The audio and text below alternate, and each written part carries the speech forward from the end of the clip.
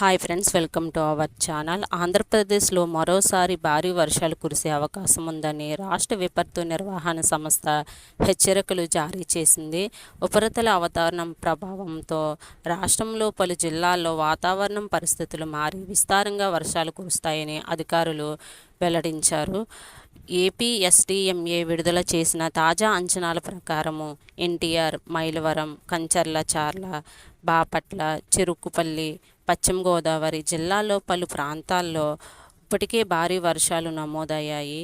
రానున్న 4 గంటల్లో కూడా ఈ ప్రాంతాలతో పాటు శ్రీకాకుళం, పోలవరం, పశ్చిమ గోదావరి, తూర్పుగోదావరి, కోనసీమ, నెల్లూరు, తిరుపతి జిల్లాలో మోస్తారు నుంచి భారీ వర్షాలు కురిసే అవకాశం ఉందని, వర్షం కారణంగా లోతట్టు ప్రాంతాల్లో నీటి మునిగే పరిస్థితులు ఏర్పడే అవకాశం ఉండడంతో ప్రజలు అప్రమత్తంగా ఉండాలని అధికారులు సూచిస్తున్నారు.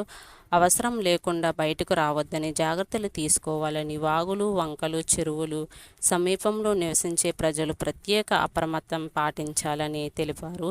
మత్స్యకారులు, రైతులు కూడా వాతావరణ శాఖ సూచనలు పాటించాలని అధికారులు కోరుతున్నారు.